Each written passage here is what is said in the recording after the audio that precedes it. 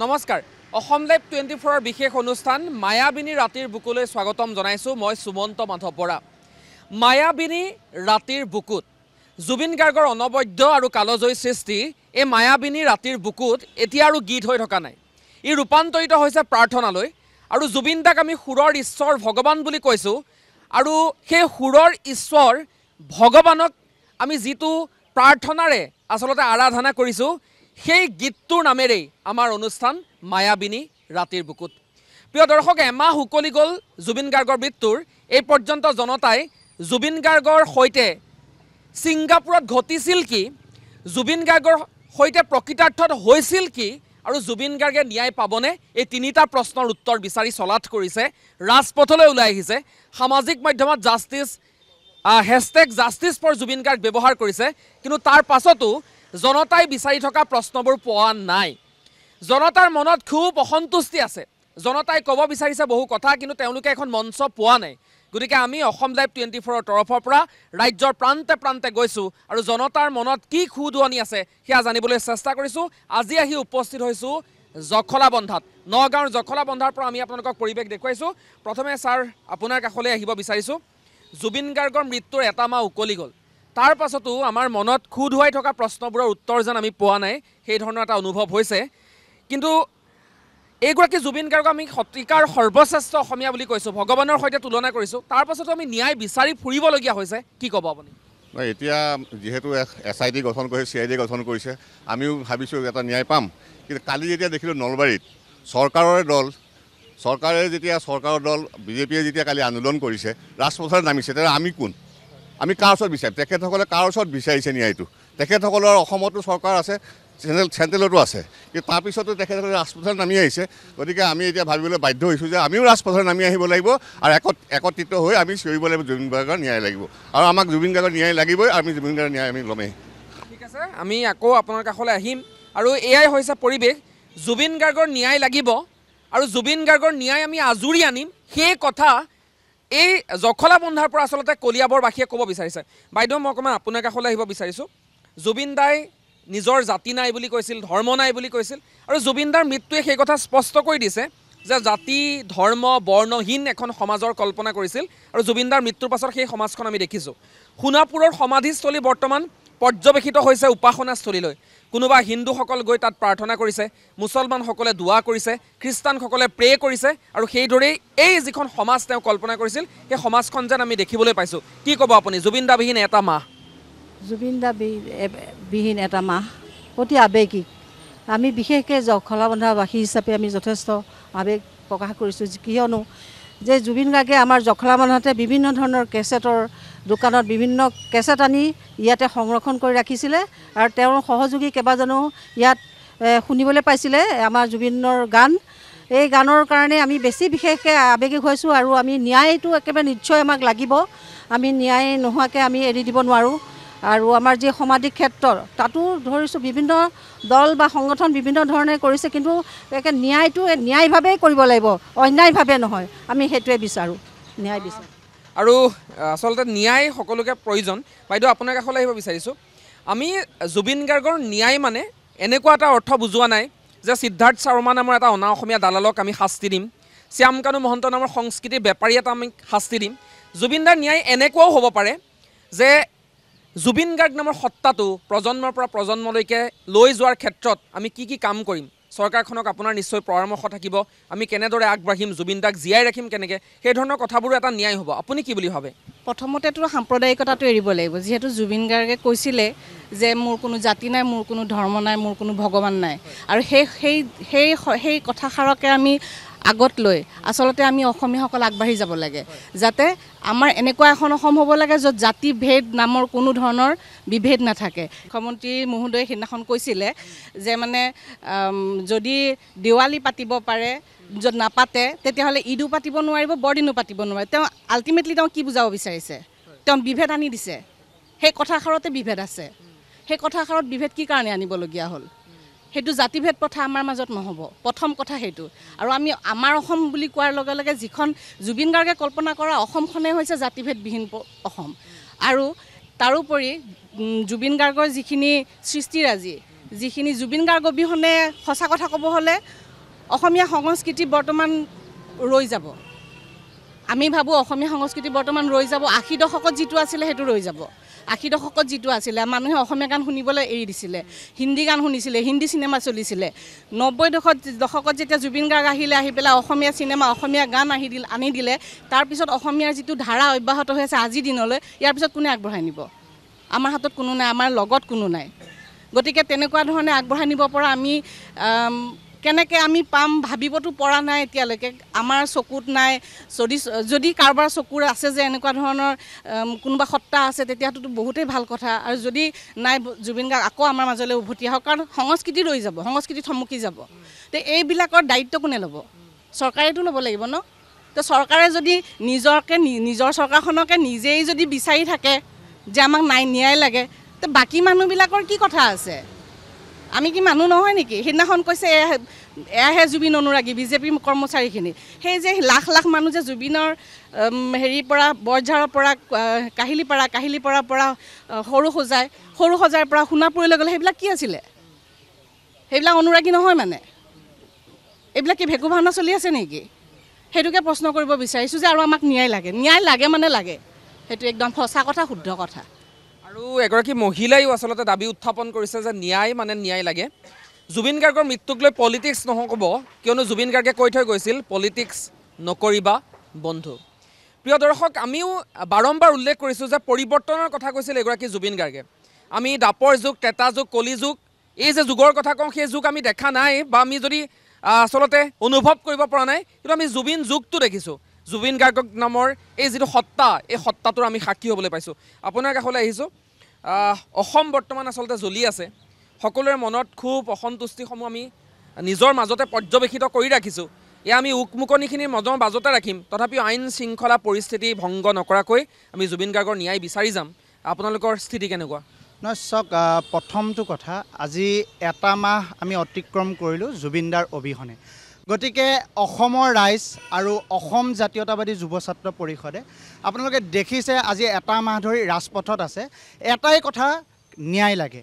অৱহেলাৰ ফলত আমি এই অসমীয়া জাতিৰ সত্তা, এটি অনুষ্ঠান, জুবিন গাৰ্গ কেৱল এটি নাম নহয়, এটি সত্তা আৰু এটি অনুষ্ঠান। গতিকে আমি অৱহেলাৰ বাবে হেৰুৱালোঁ, কাৰোবাৰ ষড়যন্ত্ৰৰ বলি হ'ল নে কি হ'ল? আমাক প্ৰথমটো প্ৰশ্ন, আমাক ইয়াৰ এই উত্তৰটো লাগে। ন্যায় মানে এই কথাটো হৈছে যে অৱহেলাৰ কাৰণে তেওঁৰ মৃত্যু হ'ল নে তেওঁক ষড়যন্ত্ৰ কৰি হত্যা কৰা হ'ল? যিহেতু অসমৰ মুখ্যমন্ত্ৰীগৰাকীয়ে তেওঁ লাইভ আহি পিনে, ফেচবুক লাইভ আহি পিনে এটা কথা কৈছিলে, তেওঁৰ মুখৰ পৰা তেওঁ পিছলৈ খাইছে বুলি ওলাইছে, কিন্তু তেওঁ হত্যা বুলি এটা সময়ত তেওঁ সেই কথাটো ক'ব খুজিছিল। গতিকে আমাৰ এটাই অসম জাতীয়তাবাদী যুৱ ছাত্ৰ পৰিষদৰ প্ৰশ্ন যে এই কথা বতৰাবিলাক স্পষ্ট কৰিব লাগে। আৰু চাওক, অসমৰ ৰাইজ আজি এটা মাহ ধৰি এটা নিশাও ভাল ধৰণে খোৱা নাই আৰু এসাঁজ ভাত শান্তিৰে খোৱা নাই। কিয়নো আমি অসমীয়াই কি হেৰুৱাইছোঁ, অসমীয়া জাতিয়ে কি হেৰুৱাইছে, সেই কথাটো কেৱল অসমীয়া ৰাইজে নহয়, আজি ভাৰতৰ জনসাধাৰণে বুজি পাইছে, বিশ্ব ব্ৰহ্মাণ্ডই গম পাইছে। অসমৰ আৱেগটো, অসমীয়াৰ যি হৃদয়খন, সেই হৃদয়খন যে ভাঙি পৰিছে, সেই হৃদয়খন ওলাই পৰিছে, তেনেধৰণৰ অনুভৱ হৈছে। ২ নম্বৰ কথাটো আমি ক'ব খুজিছোঁ যে অসমত শেহতীয়াভাৱে দেখিছোঁ প্ৰত্যেকটো ৰাজনৈতিক দলে এই সত্তাটোক লৈ, এই অনুষ্ঠানটোক লৈ সকলোৱে আচলতে ৰাজনীতি কৰা দেখা গৈছে। আমি প্ৰথমটো কথা ক'ব বিচাৰোঁ, সেয়া ভাৰতীয় জনতা পাৰ্টীয়ে হওক, সেয়া অন্য ৰাজনীতি দলেই হওক, আপোনালোকে ৰাজনীতি নকৰিব। আমাক ন্যায় লাগে। ন্যায় প্ৰক্ৰিয়া কেনেধৰণে শুদ্ধ হ'ব, পানী নহৰকা ন্যায় আমি কেনেধৰণে পাম, এই কথা বতৰাবিলাক স্পষ্ট কৰক। আপোনালোকে কোন জুবিন গাৰ্গৰ সঁচা অনুৰাগী, মিছা অনুৰাগী, সেয়া আপোনালোকে আমাক চিনাকি দিব নালাগে, সেয়া অসমৰ ৰাইজে জানে। জুবিন গাৰ্গ জীৱাৰ যোনদিনা মৃত্যু হৈছিল, সেইদিনাই আপোনালোকে গম পাইছিলে ২৬ৰ নিৰ্বাচনী যি আপোনালোকৰ পৰিসীমা, এই পৰিসীমা পাৰ হ'বৰ কাৰণে জুবিন গাৰ্গ নামৰ এটি যি সত্তা, এটি অনুষ্ঠান, এই নামটোক ব্যৱহাৰ নকৰিবৰ কাৰণে আমি প্ৰত্যেকটো ৰাজনৈতিক দলক আমি অসম জাতীয়তাবাদী যুৱ ছাত্ৰ পৰিষদে সকীয়াই দিছোঁ। শেহতীয়াভাৱে দেখিছোঁ ভাৰতীয় জনতা পাৰ্টীয়ে ৰাজপথলৈ ওলাই আহিবলগীয়া হৈছে। তেওঁলোকে ক'ব খোজে এইখন ডবল ইঞ্জিন চৰকাৰ। গতিকে যদি ডবল ইঞ্জিন চৰকাৰ ভাৰতীয় জনতা পাৰ্টী, দিছপুৰত তেওঁলোকৰ চৰকাৰ, দিল্লীত তেওঁলোকৰ চৰকাৰ, তেওঁলোকে নিজৰ এই যি দলৰ চৰকাৰ, হোৱাৰ সেই বিৰুদ্ধে তেওঁলোকে ন্যায় বিচাৰিবলগীয়া হৈছে ইয়াতকৈ লজ্জাৰ আৰু হাস্যকৰ বিষয় একোৱেই নাই বৰ্তমান সময়ত অসমত আচলতে অসমৰ মুখ্যমন্ত্ৰীগৰাকীৰ স্থিতি স্পষ্ট কৰক আচলতে টুলুঙা মন্তব্যই বিভ্ৰান্ত কৰিব বিচাৰিছে অসমৰ ৰাইজক আৰু আমি অসমৰ মুখ্যমন্ত্ৰীগৰাকীক অসমৰ ৰাজনীতি দলসমূহক আমি অসম জাতীয়তাবাদী যুৱ ছাত্ৰ পৰিষদ কলিয়াবৰ জিলা সমিতিয়ে স্পষ্ট ভাষাৰে সকীয়াই দিব বিচাৰিছোঁ যে আপোনালোকে ৰাজনীতি কৰা বন্ধ কৰক আৰু যি SITৰ যি প্ৰতিবেদন দাখিল কৰিব আপোনালোকে এই প্ৰতিবেদনখন আপোনালোকে যাতে কোনো ধৰণৰ যাতে হেমাহি নকৰে সেই কথা বতৰাবিলাক আমি ক'ব খুজিছোঁ গতিকে SIT চাওক আৰু এটা কথা SITয়ে তদন্ত কৰিছে এটা ৰুমৰ ভিতৰত তদন্ত কৰিছে গতিকে সেই তদন্ত প্ৰক্ৰিয়াৰ যি কথা বতৰা এখন আপোনালোকে কমিটি গঠন কৰিছে তাৰ ভিতৰত আপোনালোকে তদন্ত কৰিছে সেই তদন্তৰ কথা বতৰাবিলাক যদি বাহিৰলৈ ওলাই যায় আচলতে সেই যিসকল আসামী আছে আমি আসামী বুলিয়ে কৈছোঁ আজি আপোনালোকে জানি ভাল পাব যে অসম জাতীয়তাবাদী যুৱ ছাত্ৰ পৰিষদে আচলতে ৰাইজৰ আদালতত দোষী সাব্যস্ত হোৱা এই কালপিত দুটা শ্যামকানু মহন্ত আৰু সিদ্ধাৰ্থ শৰ্মা আমি আজি ফাঁচি দিছোঁ আমি ৰাইজৰ যি আদালতত তেওঁলোক দোষী সাব্যস্ত হৈছে আজি আমি অসম জাতীয়তাবাদী যুৱ ছাত্ৰ পৰিষদে সমগ্ৰ অসম যদি তেওঁলোকক আজি ফাঁচি দিছোঁ গতিকে আমাৰ স্পষ্ট কথা এই যি দুটা কালপিত সেয়া অৱহেলাই হওক সেয়া ষড়যন্ত্ৰই হওক এয়া স্পষ্ট হ'ব লাগে আৰু যি ন্যায় প্ৰক্ৰিয়া আজি অসমৰ যি কোটি কোটি মানুহে বিচাৰি আছে ভাৰতৰ কোটি কোটি মানুহে বিচাৰি আছে যে ন্যায় লাগে সেই ন্যায়টো যাতে অতি সোনকালে আমি ন্যায় পাব লাগে সেই কথাটোৱে কওঁ ধন্যবাদ জ্ঞাপন কৰিছোঁ 3,50,00,000 জনতাৰ এটাই দাবী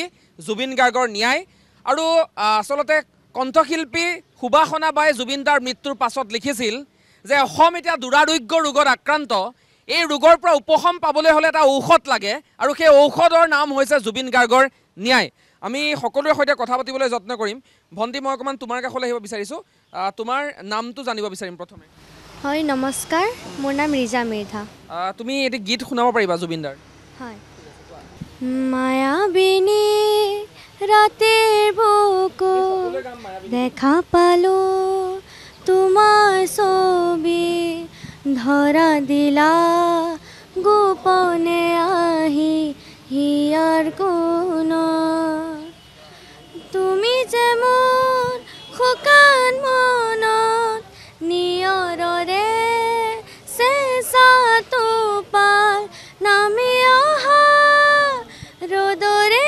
নৈ মোৰ দেহত প্ৰতি পুৱা ধুমুহাৰ সতে মোৰ বহুদিনৰে আপোন আন্ধাৰৰ বহুদিনৰে আপোন নিদানৰ গান মোৰ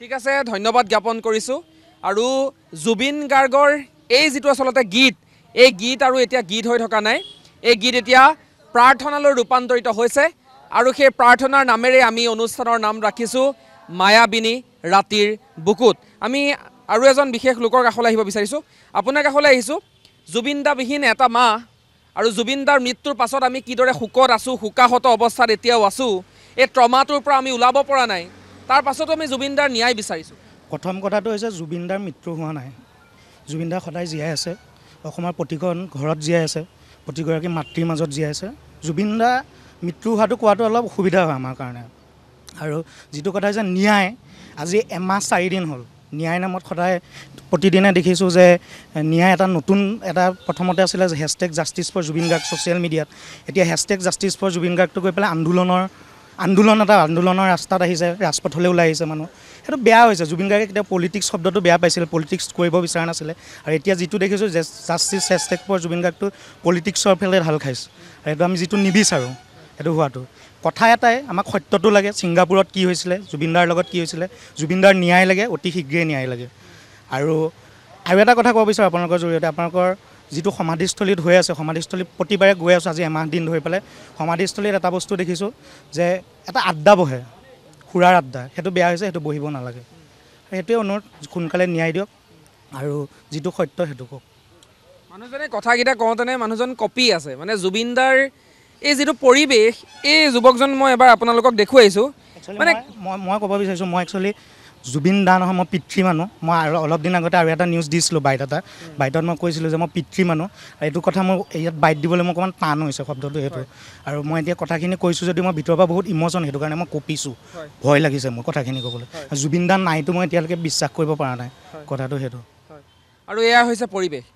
এজন যুৱক নহয় অসমৰ প্ৰতিটো পৰিয়ালতে এতিয়া এই ধৰণৰ একোৰা জুই জ্বলি আছে অসমৰ প্ৰতিটো পৰিয়ালৰ ঘৰত কোনোবা এজন যে ঢুকাইছে সেই ধৰণৰ পৰিৱেশৰ সৃষ্টি হৈছে সকলো উপবাসে এদিন নহয় এদিন হ'লেও আছে লঘোণে আছে আৰু জুবিন দা নামৰ সত্তাটো কিদৰে আমাৰ সৈতে সম্পৃক্ত হৈ আছিল প্ৰতিগৰাকী অসমীয়া মানুহে বুজি পায় আৰু অসমীয়াৰ আৱেগ দেখি 114খনকৈ দেশৰ জনতাই অসম আৰু জুবিন গাৰ্গ নামটো ইণ্টাৰনেটত চাৰ্চ কৰিছে এই জুবিন গাৰ্গ মানুহজন কোন যাৰ অন্ত্যেষ্টিক্ৰিয়াত 16 লক্ষাধিক জনতাৰ সমাগম ঘটিছে গতিকে মই বাইদেউ অকণমান আপোনাৰ কাষলৈ আহিব বিচাৰিছোঁ কোনগৰাকী থাকি গ'ল আপুনি থাকি গ'ল জুবিন দাবিহীন এইখন সমাজ জুবিন দাবিহীন অসম আমি কল্পনা কৰিব নোৱাৰোঁ তাৰ পাছতো আমি মনবোৰক বান্ধি ৰাখি কিবাকৈ চলি আছোঁ কিন্তু এতিয়াও আমি ন্যায় বিচাৰিব লগা হৈছে আচলতে ক'বলৈ গোটেই বিশ্ববাসীয়ে বুলি ক'ব লাগিব আৱেগিক হৈ আছোঁ ন্যায় বিচাৰিছোঁ জুবিন দাৰ কিন্তু বিভ্ৰান্তিৰ সৃষ্টি হৈছে আমাৰ খবৰবিলাকে বিভিন্ন ধৰণৰ চৰকাৰে বিভিন্ন ধৰণৰ কৈছে তেওঁলোকে ধৰাও পৰিছে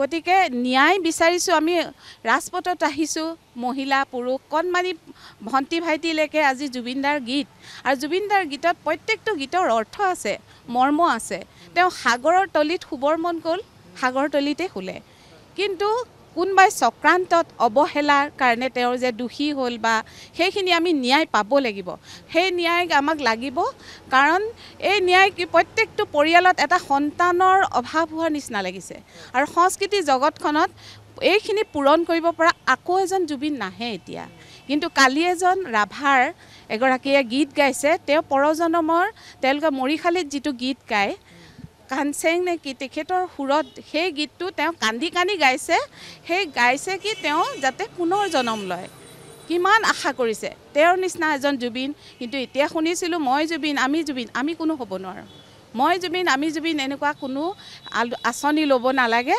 চৰকাৰকো অনুৰোধ জনাইছোঁ যিহেতু প্ৰত্যেকটো জুবিনৰ ইমান ভগৱান সদৃশ এজন মানুহৰ আজি আমাৰ মাজৰ পৰা আঁতৰি গ'ল আমি প্ৰত্যেকেই আৱেগিক কাৰণ বৰ দুখৰ কথা গানবোৰ গালে আমি চকুৰ পানী ওলাই আহে প্ৰত্যেকগৰাকী মাতৃ আজি সন্তান হেৰুৱা নিচিনা লাগিছে আৰু যি যুৱ প্ৰজন্ম উঠি আহিছে তেওঁলোকে জুইৰ দৰে জ্বলি আছে মই চৰকাৰক অনুৰোধ কৰিছোঁ এই জুইৰ লগত খেলা নকৰিব ৰাজনীতি নকৰিব তেওঁলোকক ৰাজনীতি নকৰিবলৈ মই বাৰে বাৰে অনুৰোধ কৰিছোঁ আমি প্ৰত্যেকে এটা শব্দ বিচাৰিছোঁ যে আমাক ন্যায় লাগে যেনেকৈ হওক আমাক ন্যায় দিয়ক ন্যায় নহ'লে আমি আৰু এইখন পৃথিৱীত হয়তো সুখেৰে জীয়াই থাকিব নোৱাৰিম আৰু সংস্কৃতি পথাৰ শূন্য হৈ যাব আৰু এই গীতবোৰৰো যি অৰ্থ আছে মৰ্মে প্ৰত্যেকে বুজি পাইছোঁ সেই অৰ্থও যাতে হেৰাই নাযায় তাৰ কাৰণে মই অনুৰোধ কৰিছোঁ আৰু মই তেখেতৰ পুণ্যাত্মাৰ চিৰশান্তি কামনা কৰিছোঁ আজি কালি আমাৰ গৰিমা বৌয়ে কৈছে যে জুবিনৰ ক্ষেত্ৰত যাতে সমাধি বুলি শব্দটো নেলেখে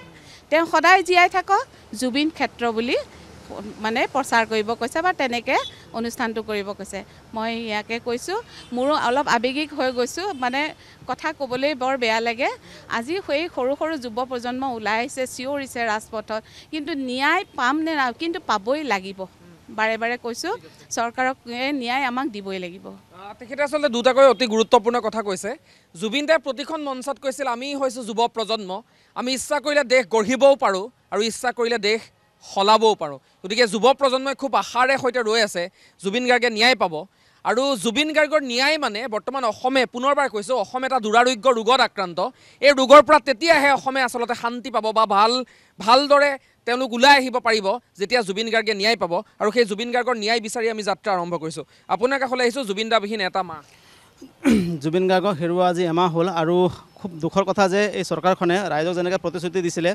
সেইমতে জুবিন গাৰ্গৰ ন্যায় দিয়াৰ ক্ষেত্ৰত চৰম ব্যৰ্থ হৈছে চৰকাৰৰ কথা চৰকাৰতে এৰিলোঁ এতিয়া ৰাইজে আমি জুবিন গাৰ্গক জীয়াই ৰাখিব লাগিব এতিয়া জুবিন গাৰ্গক আমি জীয়াই ৰাখিম কেনেকৈ আমি জুবিন গাৰ্গৰ জীৱনৰ পৰা কি শিকিব পাৰিম সেই কথাখিনি আমি সকলোৱে অনুধাৱন কৰিব লাগিব প্ৰথম কথা জুবিন গাৰ্গ এগৰাকী আপোচবিহীন অসমীয়া আছিলে গতিকে অসম আৰু অসমীয়াক ভাল পোৱা এগৰাকী ব্যক্তি জুবিন গাৰ্গ আমি অসমীয়া সেই জাতি সত্তাটোক আমি জীয়াই ৰাখিব লাগিব বৃহত্তৰ অসম যিখন অসমত কোনো ধৰ্ম বৰ্ণ লৈ পেলাই ভেদভাৱ এনেকুৱা সংকীৰ্ণতা নাই আমি বহল এটা শংকৰদেৱে সৃষ্টি কৰা অসমখনক আমি বুকুত লৈ চলিব দিব লাগিব প্ৰথম কথা দ্বিতীয় কথা জুবিন গাৰ্গে পশু প্ৰকৃতি গছ গছনিক ভাল পাইছিলে গতিকে আমি প্ৰত্যেকগৰাকী অসমীয়া গছ গছনি আৰু পশু প্ৰকৃতিক আমি ভাল পাব লাগে মৰম কৰিব লাগিব এই দেৱালীত ফটকা ফুটাই আতিশবাজি কৰি পৰিৱেশ প্ৰদূষণ কৰি আমি জুবিন গাৰ্গক আদৰ্শক জীয়াই ৰাখিব কেতিয়াও নোৱাৰিম গতিকে যিকোনো প্ৰকৃতি বিৰোধী কাম কাজৰ পৰা আমি আঁতৰত থাকিব লাগিব গছ পুলি ৰুব লাগিব প্ৰকৃতিৰ সংৰক্ষণৰ কাৰণে জীৱ জন্তুৰ কাৰণে আমি কাম কৰিব লাগিব তৃতীয় কথাটো হৈছে জুবিন গাৰ্গে সদায় অন্যায়ৰ বিৰুদ্ধে মাত মাতি আহিছে সদায় অন্যায়ৰ বিৰুদ্ধে আপোচবিহীনভাৱে সংগ্ৰাম কৰিছে আমি দেখা পাইছোঁ কাৰ সময়তে হোক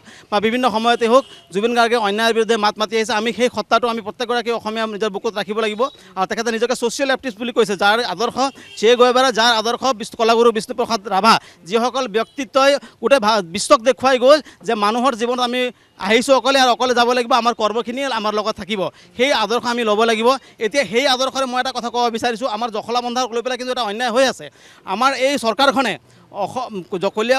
অসমৰ এই এটা প্ৰাণকেন্দ্ৰ জখলাবন্ধা জুবিন গাৰ্গৰ অতিকে মৰমৰ আপোনাৰ জখলাবন্ধা যেতিয়া জুবিন গাৰ্গৰ প্ৰথমটো কেছেট ৰিলিজ হয় যেতিয়া কেছেট ৰিলিজ হয় জুবিন গাৰ্গ সদায় ইয়ালৈ হাত চিউমনিৰ হোটেল এখন আছিল চবেই জানে তাত তেওঁ আহে আড্ডা মাৰে আমাৰ বহু মানুহৰ লগত তেখেতৰ ব্যক্তিগত সম্পৰ্ক আছে জখলাবন্ধা এই মৰমৰ জখলাবন্ধা চহৰখন আজি চৰকাৰে চক্ৰান্ত কৰি ইয়াৰ পৰা যিটো 4 লাইন ৰাস্তাটো যাব লাগিছিলে সেই 4 লাইন ৰাস্তাটো ইফাল জখলাবন্ধাৰ মাজেৰে নিনি পেলাই আমি দেখা পাইছোঁ যে চিকনি বাগান খেতি পথাৰৰ মাজেদি কৃষকসকলক উচ্ছেদিত কৰি বাগানৰ মাজেদি আৰু জখলাবন্ধা ৰাইজক পণবন্ধ কৰি অকল জখলাবন্ধা নহয় কুঁৱৰতলৰ পৰা লৈ পেলাই কুঁৱৰতল হাটবৰ আমাৰ জখলাবন্ধা বাগজাৰ এক বৃহত্তৰ এলেকাৰ এই ৰাইজক পণবন্দী কৰি বক্ৰপথেদি নিব বিচাৰিছে মানে ৰাজনৈতিকভাৱে মানে আশীৰ্বাদ পুষ্ট ব্যক্তি তেওঁলোকে মাটি লৈছে আৰু সেই মাটিৰ ওপৰতে 4 লাইন নি পেলাই জখলাবন্ধাৰ এই অঞ্চলখনক এই মানুহখিনিক তেওঁলোকে পণবন্দী কৰিব বিচাৰিছে আমি দাবী জনাব বিচাৰিছোঁ চৰকাৰখনক যদি আমি দেখিছোঁ 4 দিনলৈকে আমাৰ মুখ্যমন্ত্ৰী জুবিন গাৰ্গৰ শেষকৃত্য নোহোৱালৈকে তেওঁ তাত আছে তেওঁ দেখিছে মানুহৰ আৱেগটো যদি আমাৰ অসমৰ মুখ্যমন্ত্ৰীজনে অকণমানো জুবিন গাৰ্গৰ প্ৰতি শ্ৰদ্ধা আছে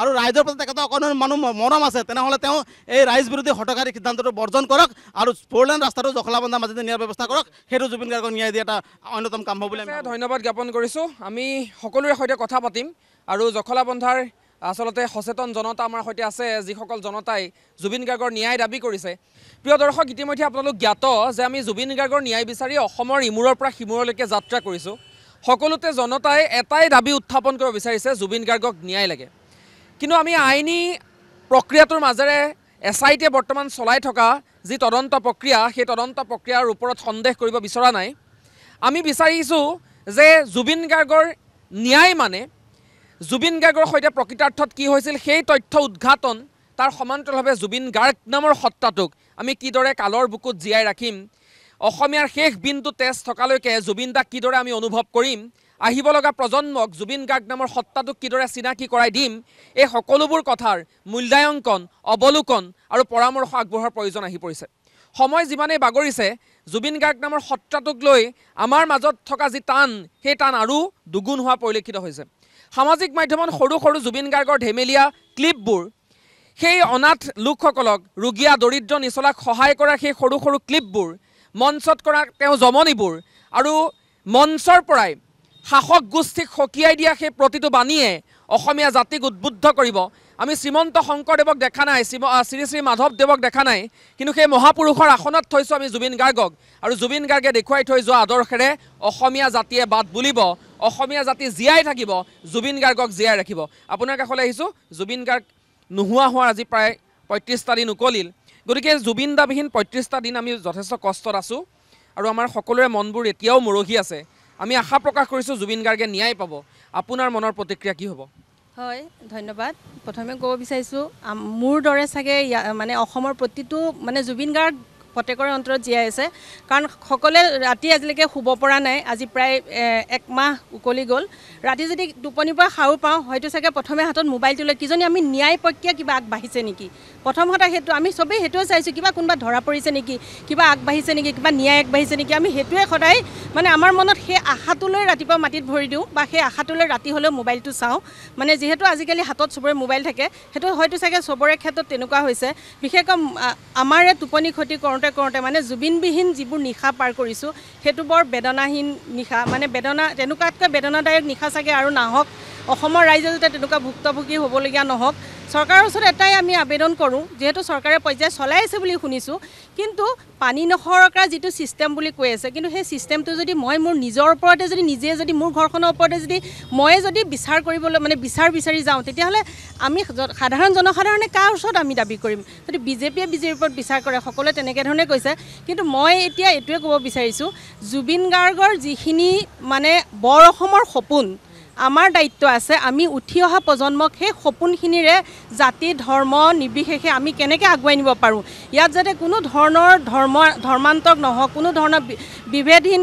কালি মই এখন ফটোত দেখিলোঁ, কিছুমান মুছলিম মানুহে মূৰত কাপোৰ বান্ধি তাত জুবিন গাৰ্গক মানে জুবিন গাৰ্গৰ সত্তাটোৰ ওপৰত তেখেতৰ মানে যিটো জুবিনস্থলীত তেখেতৰ যিটো মানে তেখেতৰ ওপৰত কিবা প্ৰে কৰাৰ যিটো ফটোখনত তাতো যদি মানে মুছলিম ধৰ্মীয় লোক বুলি পেলাই কিবা কৰিছে, এইটো বৰ লজ্জাজনক কথা। জুবিন গাৰ্গে যিটো বৰ অসমৰ সপোন দেখিছে, জুবিন ক্ষেত্ৰখনক লৈ যে তেনেকুৱা এটা ৰাজনীতিকৰণ হয়, এইটো বৰ লাজৰ কথা। কিন্তু আমি সেই বস্তুটো শুধৰাই আমি বৰ অসমৰ সপোনখিনিক আমি যাতে আৰু আগুৱাই নিব পাৰোঁ, আমি নেক্সট প্ৰজন্মক আমি যাতে তেনেধৰণে মানে এতিয়া এটা ধৰ্ম মানে মানৱ ধৰ্ম, আমি সেই ধৰণে আমি জুবিনৰ যিটো মানে গছপুলি ৰোপণ বা জীৱ জন্তুৰ প্ৰতি যিটো প্ৰেম, যিখিনি তেখেতৰ সপোনখিনি আমি আগুৱাই নি আমি নৱপ্ৰজন্মক আগুৱাই নিব পাৰোঁ, আমি সেইটো চেষ্টা যাতে অব্যাহত ৰাখিব পাৰোঁ। আৰু শেহতীয়াকৈ এটাই বিচাৰোঁ, মানে শুদ্ধ ন্যায় প্ৰক্ৰিয়া হওক, বহুত বেছি দীঘলীয়া হ'ব নালাগে। কাৰণ কৰিব নোৱাৰা গৃহ বিভাগত যিটো দায়িত্ব আছে, সেইটোত কৰিব নোৱাৰে, একো কৰিব নোৱাৰে, একো কথাই নাহে। কাৰণ তেখেতৰ আণ্ডাৰত থকা এটা বস্তু আজি এক মাহ পাৰ হৈ যোৱাৰ পিছত কালি পৰহি SIT পঠাইছে ছিংগাপুৰত, য'ত নেকি এতিয়া CCTV ফুটেজ চেক কৰিছে, তাৰ মানেটো কি বুজাই আছে? গতিকে সেইবোৰ বস্তু অলপ ক্ষিপ্ৰতাৰে আগবাঢ়ক, কোনো ধৰণে যাতে আজি ইমান মানে তাত ইগনৰেঞ্চটো বেছি হৈছে। ধৰি ল'লোঁ তেখেতসকলে একো নকৰিলেতো ইগন'ৰ কৰিলে, সেইটো হেৰিয়তে নেগলিজেঞ্চটো যিটো, সেই নেগলিজেঞ্চটো খাতিৰত মানে জুবিন গাৰ্গক তেনেকুৱা এজন সত্তাক আমি ইমান নেগলিজেঞ্চ কৰিব পাৰিলোঁ কেনেকৈ, য'ত নেকি আমাৰ হিয়াৰ আমঠু আজি পৃথিৱীৰ ভিতৰত 4th স্থানত আছে। তেনেকুৱা এজন ব্যক্তিত মানে ছিংগাপুৰত এলাপেচা মানুহৰ দৰে এৰি দিয়া শ্যামকানু মহন্তক তেখেতৰ ওপৰত কঠোৰ শাস্তি হ'ব লাগে। তেখেতক কিয় তাত তেনেকুৱাকৈ এৰি দিলে, সেইটোৱে মোৰ দাবী আৰু অসমৰ ৰাইজৰ দাবী। গতিকে আমাৰ ন্যায় লাগে, হয় ন্যায় লাগে। আপোনাৰ কাষলৈ আহিছোঁ, আপুনি কি ক'ব বিচাৰিব? মই প্ৰথমতে ধন্যবাদ দিছোঁ অসম লাইভক, যে জখলা বন্ধাক এই গোটেই আপোনালোকৰ যিটো জুবিনক লৈ পেলাই আঁচনি তৈয়াৰ কৰি তাত আমাক সহযোগী কৰিব বিচাৰিছে, তাকে ধন্যবাদ জ্ঞাপন কৰিছোঁ। আচলতে আজি মনত পৰিছে 32-33 বছৰ আগলৈ যেতিয়া প্ৰথম কেছেটৰ 2টা বাকচ লৈ এই জখলাবন্ধাত জুবিন গাৰ্গে ব্লু হিলছ ট্ৰেভেলৰ নামি আহিছিলে, লগত NK প্ৰডাকশ্যনৰ সহযোগী, লগতে আমাৰ এইটো লাইট ছুপাৰ মালিক আছিলে দত্ত বুলি। আমাৰ যি 2খন কেছেট হাউচ আছিলে ইয়াতে জখলাবন্ধাত, এখন আছিলে আপোনাৰ শিউমণি চৌহানৰ জয় মাতা দি আৰু ভাইটি কেছেট হাউচ। এই 2টা কেছেট হাউচত যেতিয়া আমাৰ প্ৰথম চিনাকি হয় জুবিন গাৰ্গৰ আজি মনত পৰিছে, অন্য কথা নহয়। সেই ইমান মৰমীয়াল মুখখনে হয়তো জখলাবন্ধাত প্ৰথম কেছেটটো দিবলৈ আহোঁতে তেখেতে কৈছে, দাদা এইটো বিক্ৰী হ'বনে বাৰু? আমি আচৰিত হৈছিলোঁ যে 2000 কেছেট বিক্ৰী হওঁতে একে ৰাতিতে শেষ হৈছিলে। আৰু তেতিয়াৰ পৰাই জখলাবন্ধাত যেতিয়া জুবিনৰ কেছেটটো প্ৰথম হিট হয়, ইয়াৰ মাপদণ্ড বুলি গোটেই অসমত মানে মাপদণ্ড ঠিক হৈছিলে। সেই জুবিন গাৰ্গৰ হঠাতে আমি হেৰুৱাবলগীয়াকৈ জখলাবন্ধাবাসী হিচাপে মই অতি দুখ প্ৰকাশ কৰিছোঁ। আৰু লগতে এই বৰ্তমান যি চলি আছে, আমি দেখা পাইছোঁ যে ডক্টৰৰ এটা ৰিপৰ্ট আজি 6 বছৰ 7 বছৰ দি থৈছে যে তেখেতে পানী আৰু জুইৰ ওচৰলৈ যাব নালাগে। তাৰ ক্ষেত্ৰত তাৰপিছত এতিয়া আকৌ ইয়াৰ পিছতো তেওঁলোকক পানীলৈ নমাই নিয়াৰ কথা এটা আচৰিত ধৰণৰ কথা যে এতিয়া ক্লু বিচাৰি ফুৰিছে যে কোনখিনিতে তেওঁলোকৰ লগত গাফিলতি হ'ল। আমি আচৰিত হৈছোঁ, কাৰণ ডক্টৰে এটা ৰিপৰ্ট দি থৈছে জুবিন গাৰ্গৰ নেমনিকেয়াৰৰ, তেখেতক জুই আৰু পানীৰ পৰা জুবিনক সদায় বচাই ৰাখিব। তেনে ক্ষেত্ৰত তেওঁৰ লগত থকা মানুহে পানীলৈ নিবলগীয়া হোৱাটো প্ৰথম ক্ৰাইম। তাৰপিছতো ক্ৰাইমৰ ৰিপৰ্ট বিচাৰিবলৈ ইমান দেৰিকৈ কিয় কৰি আছে, কোনো এটা ধৰণৰ আগবঢ়া নোহোৱাৰ কাৰণে আমি আচৰিত হৈছোঁ। গতিকে আমি যিমান ক্ষিপ্ৰতাৰে এই কেছটোত আগবাঢ়িব পাৰে, আমি তাৰ কাৰণে সকলোকে আহ্বান জনাইছোঁ যাতে কোনো ধৰণৰ গাফিয়লি নাৰাখে, কোনো আইনৰ সুৰুঙা নিদিয়াকৈ যাতে জুবিন গাৰ্গৰ কেছ এই গোটেই কেছটোক যাতে এটা স্থায়ী ৰূপ দিব পাৰে আৰু অতি সোনকালে ক্ষিপ্ৰতাৰে সম্পাদন কৰিবলৈ তাৰ কাৰণে দাবী জনাইছোঁ এইখন মঞ্চৰ পৰাই। ধন্যবাদ জ্ঞাপন কৰিছোঁ। আপোনাৰ কাষলৈ আহিব বিচাৰিছোঁ, জুবিন দাবিহীন সমাজ আৰু জুবিন দাবিহীন অসম আমি কল্পনা কৰিব নোৱাৰোঁ, নিবিচাৰোঁ। আচলতে জুবিন দা আছে আৰু থাকিব, সেয়াই আমাৰ বিশ্বাস। আপুনি কি ক'ব বিচাৰিব? মই 3টাই কথা ক'ম, এটা উদাহৰণো আছে। প্ৰথম কথাটো হ'ল যে মই অসমীয়া হিচাপে লাজ পাইছোঁ। দ্বিতীয়টো হৈছে জুবিনদাৰ অনুৰাগী হিচাপে বৰ দুখ পাইছোঁ। আৰু এইখন চৰকাৰক যে বহুত আশাৰে ভোট দিছিলোঁ, তাত মই বহুত কষ্ট পাইছোঁ আৰু এটা সৰু গল্প আছে এদিন এটা দাৱে বাঁহ এজোপা ক'ত কাটি থাকে বাঁহজোপাই কয় যে মোক কিয় কাটি আছোঁ মই কষ্ট পাই আছোঁ এতিয়া সেই দাৱটোৱে কয় যে তুমি মোক বেয়া পাই লাভ নাই তোমাৰ পিছফালে যিটো লাগি আছে অৰ্থাৎ যিটো নালডাল সেইটো তোমাৰে জাতি ধৰ্মৰ অৰ্থাৎ বাঁহৰে নাল আছিলে তাৰমানে জাতিয়ে জাতিক মাৰি আছে আজি আমাৰ অসমীয়া মানুহে নিলে তাত চৰকাৰো আমাৰ অসমীয়াই আৰু যিজনক নি মাৰিলে সেইজনো আমাৰ অসমীয়াক গতিকে আমাৰ অসমীয়া মানুহক আমাৰ অসমীয়া মানুহখিনিয়ে মাৰি আছে গতিকে ইয়াত আৰু মই জুবিনদাৰ নিচিনা এটাই কথা ক'ম ইয়াত বেছি কথা পাতি লাভ নাই চৰকাৰে কি কৰিছে কি নাই সেইটো মই নাজানো নুবুজো এটাই কথা অতি সোনকালে আমাক ন্যায় লাগিব কাৰণ ন্যায় যেতিয়ালৈকে নহয় তেতিয়ালৈকে মানুহ অশান্তি হৈ থাকিব কাৰণ মানুহ জাগিব পৰা নাই শুব পৰা নাই গতিকে এটাই অনুৰোধ ন্যায় লাগিব আৰু ন্যায় অতি সোনকালে লাগিব ইমান লেন্দি প্ৰচেছত নহ'ব জয় আই অসম জয় জুবিন জয় জুবিন দা সেয়া সকলোৰে বাণী আপোনাক কাষলৈ আহিব বিচাৰিছোঁ আপুনি কি ক'ব বিচাৰিব ইয়াৰ পূৰ্বেও আপোনাৰ মন্তব্য লৈছিলোঁ সেই ন্যায় দাবী কৰিছেও তাৰ উপৰিও আপোনাৰ কিবা থাকিব নেকি এতিয়া যিটো মানে আপোনাৰ SIT দি পেলাই যিটো অনুসন্ধান চলাইছে তাত আমাৰ যথেষ্ট আশা দেখা গৈছে যিহেতু তেওঁৰ লগত যিকেইজন গৈছিল সিদ্ধাৰ্থ শ্যামকানু মহন্ত তেওঁলোকে সকলোৱে জ্ঞাত যে জুবিন গাৰ্গে সদায় ৰাতি 2-3টা বজালৈকে নিজৰ ষ্টুডিঅ'ত থাকি গান হেৰি কৰি 4টা বজাত শুৱে আৰু দুপৰীয়া 11টা বা 2টা বজালৈকে তেওঁ 2টা বজাৰ ভিতৰত তেওঁ শুৱাৰ উঠে সেই দিনাখনো আগদিনাখন ৰাতি তেওঁ 3টা বজালৈকে প্ৰগ্ৰাম কৰি শুবলৈ পোৱা নাই আৰু ৰাতিপুৱা 7-8টা বজাত নি তেওঁক পানীত নমাই দিছে আৰু যিজন মানুহৰ চিজাৰ আছে সেই তেখেতসকলে জানিব লাগিছিলে গতিকে সেই কথা সম্পূৰ্ণ তেওঁলোক দোষী আৰু তেখেতসকলৰ আচলতে ন্যায়টো আমি ৰাইজে বিচাৰিছোঁ আমাৰ ৰাইজৰ আদালতত দিব লাগে আৰু চৰকাৰে যদি ভাবিছে যে আমি এনেকৈ দীঘলীয়া প্ৰচেছ কৰি পেলাই গৈ আছোঁ এইটো ৰাইজে পাহৰিব কিবা মানে চৰকাৰ এখন মূৰ্খ স্বৰ্গত বাস কৰিছে আমি চৰকাৰক ইয়াৰ পৰা সকীয়াই দিব বিচাৰিছোঁ যে আপোনালোকে যি কৰে অতি সোনকালে কৰক জোনমণি ৰাভাৰ দৰে যাতে কেছটো নহয় কাৰণ জোনমণি ৰাভাৰ কেছটো মোৰ ঘৰৰ মুখত হৈছিলে মোৰ একদম ঘৰৰ মুখত হৈছিলে মই তেতিয়াও এই কি কয় লাভলী কাটিয়াৰা আহিছিলে এই CBI ডাইৰেক্টৰ মই যিখিনি ক'লোঁ সেইখিনি অফ দ্য ৰেকৰ্ড কৰি দিলে গতিকে আমি এতিয়াও কৈছোঁ যে যদি সেইটো আকাৰে যদি ভাবি পেলাই তেওঁলোকে যদি ভাবিছে যে সেই জোনমণি ৰাভাৰ নিচিনা এটা হ'ব তেনেহ'লে এই চৰকাৰ মূৰ্খ স্বৰ্গত বাস কৰিছে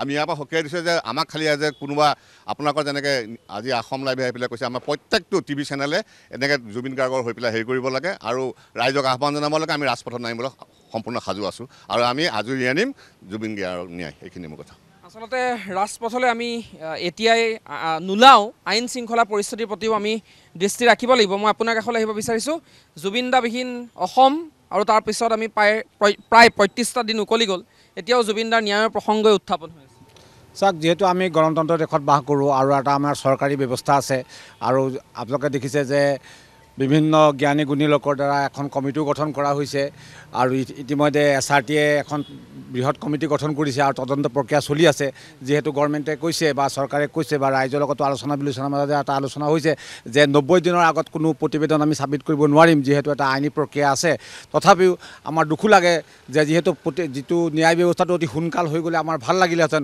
কিন্তু যিহেতু আমাৰ গণতন্ত্ৰৰ এটা ব্যৱস্থা আছে আমি সেইটোৰ প্ৰতি অলপ আস্থা ৰাখিব লাগিব আৰু যিহেতু আমি চৰকাৰৰ প্ৰতি এটা আস্থা ৰাখিব লাগিব কিন্তু আমাৰ এইটোৱে দুখৰ বিষয় যে যিসকল ব্যক্তিৰ দ্বাৰা যিটো দল সংগঠনে তেখেতক ছিংগাপুৰত লৈ গৈছিলে তেওঁলোকৰ গাফিলতিৰ কাৰণে জুবিন গাৰ্গৰ মৃত্যু হৈছে বুলি আমি সকলোৱে ইতিমধ্যে গম পাইছোঁ গতিকে মোৰ এটাই অনুৰোধ আছে অসম চৰকাৰলৈ আৰু অসমৰ জনসাধাৰণলৈ কিন্তু মই দেখা পাইছোঁ যে অসমৰ যিসকল দল সংগঠন আছে তেখেতসকলে নিজৰ দলৰ এডভান্টেজটো ল'বৰ কাৰণে মিটিং বা যিকোনো পৰ্যায়ত কথাবিলাক কয় কিন্তু মই জনসাধাৰণক এটাই অনুৰোধ ৰাইজেই ৰজা যিহেতু আৰু জুবিন গাৰ্গৰ যিটো সপোন আছিলে আমাৰ ৰাজ্যখনৰ প্ৰতি তেখেতে এটাই কথা কৈছিলে যে মই এখন সৰু সজ্জাৰ অসম বিচাৰিছিলোঁ য'ত 15-20 লাখ মানুহ একেলগে গোট খাইছিলে তেখেতে নিজে ক'লে যে মোৰ মৃত্যুস্থলীত ব্ৰাহ্মণ আহিছে কলিতা আহিছে খোজ আহিছে মৌলবী আহিছে হিন্দু আহিছে মুছলিম আহিছে কোচ আহিছে তেনেধৰণৰ এখন বৰ অসম কল্পনা কৰা হৈছিলে মোৰ মনে ধৰে তেনে এখন বৰ অসম আজি তাৰিখত সম্ভৱ নহয় এইকাৰণে নহয় যিহেতু আজি ভাৰতবৰ্ষই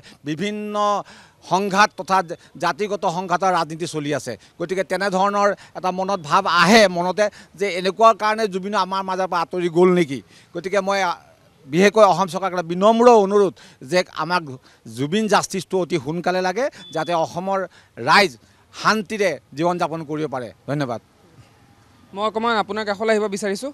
জুবিন দাবিহীন সমাজখন আমি কল্পনা কৰিব পৰা নাই, জুবিন দা নাই এই কথাটো আমি বিশ্বাস কৰিব পৰা নাই। তাৰ পাছতো আমি জুবিন দাৰ ন্যায় বিচাৰিছোঁ। জুবিন দাক আমি কিদৰে জীয়াই ৰাখিম সেয়াও আচলতে চৰকাৰৰ প্ৰতি দল সংগঠনৰ দায়িত্ব আছে, আমাৰ দায়িত্ব আছে। জুবিন দাক জীয়াই ৰাখিবলৈ আমি কি পৰামৰ্শ আগবঢ়াম, আপুনি কি ক'ব? হয়, জুবিনবিহীন আমি এতিয়া সিদিনাৰ পৰা আমি সকলোৰে টোপনি নোহোৱা হৈছে। আমি অনবৰতে সকলোৰে এটাই চিন্তা, তেখেতৰ আমি ন্যায় লাগে, সকলোৱে ন্যায় বিচাৰি দি আছে। আজিলৈকে কিন্তু চৰকাৰে যিটো পদক্ষেপ দেখিছোঁ সেইটো আমাৰ বহুত লেহেমীয়া গতি চলি আছে। আৰু চাওক, আজি এমাহ পাৰ হ'ল, তাৰপিছত SIT দলটো তেওঁলোকে ছিংগাপুৰলৈ পঠিয়াইছে। কিন্তু ছিংগাপুৰত ধৰক মোৰ বিশ্বাস যে ছিংগাপুৰত এমাহৰ খুব ঘৰতে সোনকালে ভিতৰত পঠিয়ালে কিবা এটা পালে হয়, যে এমাহ পাৰ হৈ যোৱাৰ পিছত তেওঁলোকে যে ছিংগাপুৰ SIT দলটো পঠাইছে, তাত তেওঁলোকে কি পাইছে কি নাপাইছে মোৰ সেইটো সন্দেহৰ বিষয়। মোৰ বুলিয়ে নহয়, গোটেই বিশ্ব বা অসমবাসীৰ এটা সন্দেহৰ বিষয় হ'ব। আমি জুবিনবিহীন আমি কল্পনা কৰিব নোৱাৰোঁ। তেখেতৰ আমি যিটো মানে আমাৰ জুবিনৰ আমি তেওঁক জীয়াই ৰাখিব লাগিব। এই আমাৰ সকলোৱেতো প্ৰাণৰ হিমাৰ মতো আমি যিকোনো উপায় তেওঁ আমি ধন্যবাদ জ্ঞাপন কৰিছোঁ। জুবিন গাৰ্গক জীয়াই ৰখাৰ কথা তেওঁ উল্লেখ কৰিছে। জুবিনৰ গান আমাৰ হৃদয়ত আছে, জুবিনৰ গানত প্ৰাণ আছে, আৰু জুবিন গাৰ্গৰ গান শুনি আমাৰ জাতিটো আচলতে সমৃদ্ধ হৈ থাকিব। উত্তৰ প্ৰজন্মকো এই গীতসমূহ আমি শুনাই থাকিম। জুবিনৰ গানে হিয়া ভঙাৰ সময়ত আমাক সাহস দিয়ে, জুবিনৰ গানে ফূৰ্তি বা আনন্দৰ সময়ত আমাক উল্লাসিত কৰে, আৰু জুবিন গাৰ্গৰ গানে আমাক আহ্লাদিত কৰি ৰাখিছে। আমি ভাগ্যৱান, কিয়নো আমি জুবিন গাৰ্গক দেখিছোঁ। আমি ভাগ্যৱান, আমি জুবিন যুগৰ সাক্ষী হ'বলৈ পাইছোঁ। মই আপোনাৰ কাষলৈ পুনৰবাৰ আহিছোঁ। জুবিন গাৰ্গক নিবিড়ভাৱে পোৱাৰ অভিজ্ঞতা আপোনাৰ আছে। এই জুবিন গাৰ্গ নামৰ মানুহটো কেনেকুৱা আছিল? আপুনি পোৱাৰ সময়ত কি ধৰণৰ আপোনাৰ সৈতে আচলতে স্মৃতি আছে জুবিন গাৰ্গৰ? আচলতে কিছুমান কথাই আৱেগিক কৰি তোলে। জুবিন গাৰ্গক মই নিচেই ওচৰৰ পৰা পাইছোঁ, কাৰণ জুবিন গাৰ্গ এটা সময়ত মানুহজনে খেলৰ লগত খুব সাংঘাতিক ধৰণে জড়িত।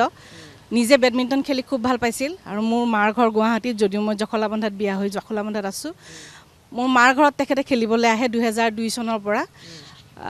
2 চনৰ পৰা মানে অক্টোবৰ মাহৰ পৰা মানে কণ্টিনিউ জানুৱাৰী ফেব্ৰুৱাৰীলৈ ৰাতি সদায় আমাৰ ঘৰত বেডমিণ্টন খেলেহি। মোৰ ভাইটিৰ খুব ভাল বন্ধু, খুব ক্ল'জ ফ্ৰেণ্ড হয়। মোৰ ভাই বোৱাৰী গান গায়, গতিকে ভাই বোৱাৰীৰ লগত খুব ভাল, বহুত বছৰ আগৰ পৰাই ভাল। সেই হিচাপে মই ঘৰলৈ গ'লে পাওঁ তেখেতক। মানে কি ক'ম, তেখেতৰ বিশেষকৈ ক'বলগীয়া কথাৰ ভিতৰত আমি মানে বহুতেই নাজানিছিলোঁ। ময়ো তেখেতৰ পিছতহে গম পাইছোঁ যে তেখেতে ইমান ষ্টাডি কৰে। 12,000 কিতাপ পঢ়া মানুহ খুব কম আছে। তেখেতে যেতিয়া কথা কয় নহয়, আপুনি কিবা এটা কথা সুধিলে হ'ল, মানে আঁতিগুৰি মাৰি ইমান সুন্দৰকৈ বুজাই দিয়ে। মানে এনেকুৱা মানুহ খুব কম আছে, আৰু খুব মৰমীয়া, খুব ভক্তি। মানে মোৰ মা দেউতাক খুৰা খুৰী বুলি যি ধৰণে ভক্তি কৰে, দেউতা ৰৈ থাকে, কাৰণ ৰাতিপুৱা 4টাত ভাত খায়। বন্ধু গৈ আছোঁ, ভাত খাম দেই, তাৰমানে 4টা বজাত নিশাৰ ভাত ৰাতিপুৱা 4টাত খায়। বন্ধু মই ঘৰত গৈ আছোঁ, মই তোমালোকৰ ঘৰত ভাত খাম, মাছ আনি থ'বা। নিজে আহি মাছ বনাব, নিজে আহি মাছ বনাই ভাত খাব আপোনাৰ 4টা বজাত। দেউতা ৰৈ থাকে। দেউতাক গৈ পেলাই কয়, খুৰা আপুনি মোৰ কাৰণে নল'ব, মোৰতো ৰাতিপুৱাইহে ৰাতি 9টা বজাত, গতিকে মোৰ লগত সময় আপুনি কম্পেয়াৰ নকৰিব, আপুনি ধুনীয়াকৈ শুই থাকিব। মানে এনেকুৱা ধৰণৰ, মানে কি ক'ম, আজি মোৰ দেউতা নাই। দেউতা থকা হয় বৰ দুখ পালেহেঁতেন। খুব মৰম কৰিছিলে দেউতাই। আৰু মই নিজেও পাইছোঁ ওচৰৰ পৰা বহুত, মানে কি ক'ম আৰু ভাবিব নোৱাৰোঁ। নিজে এতিয়া মই বহুত আৱেগিক হৈ যাওঁ। আৰু যিদিনাখন খবৰটো পাইছোঁ, সেইদিনাখনো আমাৰ ঘৰৰ পৰিয়ালৰ মানুহ নাইকিয়া হোৱাৰ নিচিনা হৈছে। আমাৰ ঘৰতো শোকত গোটেইবিলাক ম্ৰিয়মান হৈ গৈছে। কান্দা 2-4 দিন ভাত পানী নাই নিচিনা হৈ গৈছিলে। গতিকে মানে এনেকুৱা ধৰণৰ ব্যক্তিৰ সান্নিধ্য হয়তো আমি নাপাম। আৰু মই নিজকে ভাগ্যৱান বুলি ভাবোঁ, যিহেতু মই তেখেতৰ সান্নিধ্য পাইছোঁ, তেখেতৰ লগত কথা পাতিব পাইছোঁ। মই তেখেতৰ খাৰঘুলি ঘৰলৈকো গৈছোঁ। মানে খাৰঘুলি ঘৰখন আপুনি প্ৰকৃতিৰ মাজত, জীৱ জন্তু, কুকুৰ, মানে এনেকুৱা ধৰণে থাকে। মানে আমি ভয় কৰোঁ, তেখেতে মানে একো নাই, মানে এইবিলাক মোৰ লগতেই থাকে। গতিকে মানে এনেকুৱা ধৰণৰ ব্যক্তি পাবলৈ বিৰল। আৰু সেইকাৰণে চাগে আজি ভগৱানৰ ৰূপ লৈ লৈছে, সকলোৰে অন্তৰত আজি বাস কৰিছে। এইকাৰণে জীৱ জন্তুৰ পৰা আদি কৰি, চৰাই চিৰিকটিৰ পৰা আদি কৰি সকলো আজি জুবিন অনুৰাগী। সকলো কি ক'ম আৰু, মানে ভাষা নাই। বহুত মূল্যৱান সম্পদ হেৰুৱালোঁ আমি, আৰু আমি হীৰাৰ টুকুৰা হেৰুৱালোঁ। সেয়া চাগে আমি আৰু ঘূৰাই নাপাম চাগে। আৰু এটাই খালি আমি গৌৰৱবোধ কৰোঁ, মই নিজেও গৌৰৱবোধ কৰোঁ যে জুবিন যুগৰ মানুহ আমি, জুবিনৰ দেশৰ মানুহ, জুবিন যুগৰ মানুহ, সেইটোৱে। আৰু আমি ন্যায় বিচাৰোঁ। ধন্যবাদ জ্ঞাপন কৰিছোঁ। আমি জুবিন যুগৰ মানুহ, আমি জুবিন দেশৰ মানুহ। আৰু এই মহিলা কেইগৰাকীক এই মুহূৰ্তত আমি এবাৰ দেখুৱাব বিচাৰিছোঁ। বাইদেৱে যেতিয়া কথাকেইটা কৈ আছিল, তেতিয়া সকলোৰে চকুবোৰ চলচলীয়া পৰি যোৱা মোৰ পৰিলক্ষিত হ'ল। সকলোৰে মনত সেই আৱেগটোৱে খুন্দা মাৰি ধৰিলে আৰু সকলোৱে আচলতে এই জুবিন দা নামৰ সত্তাটোক অনুভৱ কৰিলে এক মুহূৰ্তৰ বাবে আৰু সকলোৰে চকুবোৰ সেমেকি উঠিল। প্ৰিয় দৰ্শক, আমি বাৰে বাৰে উল্লেখ কৰিব বিচাৰিছোঁ এই জুবিন গাৰ্গ নামৰ সত্তাটো প্ৰকৃতিৰ সৈতে সম্পৃক্ত হৈ আছিল। বাইদেৱে ক'লে খাৰঘুলিৰ 0 মাইল নামৰ যিটো ঘৰ জুবিন দাৰ, সেই ঘৰটোত আপুনি কি নাই, হাঁহ কুকুৰা বগলী বান্দৰৰ পৰা আৰম্ভ কৰি সকলো, অৰ্থাৎ প্ৰকৃতিৰ সৈতে সম্পৃক্ত হৈ থকা এই মানুহজনক সেইবাবে মৃত্যুৰ পাছত প্ৰকৃতিয়েও তেওঁক স্বাগতম জনাইছে। তেওঁ মৃত্যুৰ পিছত আচলতে সৰগলৈ তেওঁক স্বাগতম জনাইছে, আদৰণি জনাইছে আৰু তাৰ পাছত যি ধৰণৰ পৰিৱেশৰ সৃষ্টি হ'ল সেয়া আমি সকলোৰে জ্ঞাত। মই অকণমান আপোনাৰ পৰা জানিম, জুবিন গাৰ্গে পৰিৱৰ্তনৰ কথা কৈছিল আৰু জুবিন দাৰ মৃত্যুৰ পাছত সেই পৰিৱৰ্তন আহিছে। জুবিন দাই জাতি ধৰ্ম নামানো বুলি কৈছিল, সকলোৱে এতিয়া এখন মুক্ত সমাজলৈ ওলাই আহিছে আৰু গৰিমাবোৰ শিৰৰ সেন্দুৰখিনিত এতিয়াও আমি জুবিন দাক দেখা পাওঁ, সেয়াও কিন্তু এটা পৰিৱৰ্তন। সেই পৰিৱৰ্তন সমাজত প্ৰয়োজন আছে। আপুনি এগৰাকী মহিলা হিচাপে কি বুলি ভাবে? প্ৰথমতেতো আপোনালোকক ধন্যবাদ জনাইছোঁ আমাৰ জুবিন দাৰ ন্যায়ৰ বাবে, ইয়ালৈ আমাৰ জখলাবন্ধালৈ আপোনালোক অহাৰ বাবে। আমি আচলতে সৰুৰ পৰা এতিয়া বৰ্তমান সময়খিনিলৈকে আচলতে জুবিন দাৰ গান শুনিয়ে ডাঙৰ হৈছোঁ।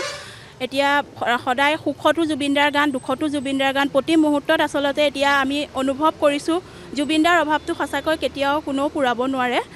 আৰু যোনদিনাখনৰ পৰা জুবিন দাৰ খবৰটো শুনিছোঁ সেইদিনাখনৰ পৰা আচলতে কোনো ঘৰৰ মানুহ হওক, অসমৰ প্ৰতি ঘৰ মানুহতে সেইটো একেই অৱস্থা হৈছে যে কোনো ভালকৈ শুব পৰা নাই, কোনো শান্তিতে খাব পৰা নাই, চবৰে একেই সমস্যা হৈছে। গতিকে আমাৰ চৰকাৰলৈ এটাই অনুৰোধ, যাতে আমাৰ জুবিন দাক অতি সোনকালে ন্যায় প্ৰদান কৰে আৰু গৰিমাবোৰ যিখিনি সেন্দুৰখিনিত আমি সদায় জুবিন দাক যাতে জীয়াই ৰাখিব পাৰোঁ, সেইটোৱে বৌলৈ আমাৰ ফালৰ পৰা অনুৰোধ। ঠিক আছে, ধন্যবাদ জ্ঞাপন কৰিছোঁ। মই অকণমান বৰ্মা আপোনাৰ কাষলৈ আহিব বিচাৰিছোঁ। জুবিন দাবিহীন সমাজখন আমি কল্পনা কৰিব নোৱাৰোঁ।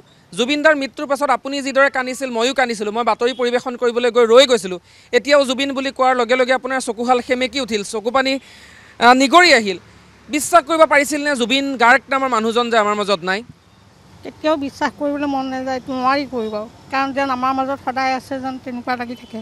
আৰু সঁচাই মোক ক'ব নোৱাৰোঁ, খুব দুখ লাগে। ল'ৰাটোলৈ মুখখন চাবলৈ মন মানে কিবা লাগি যায়, মানে মনটো বহুত দুখ লাগিছে।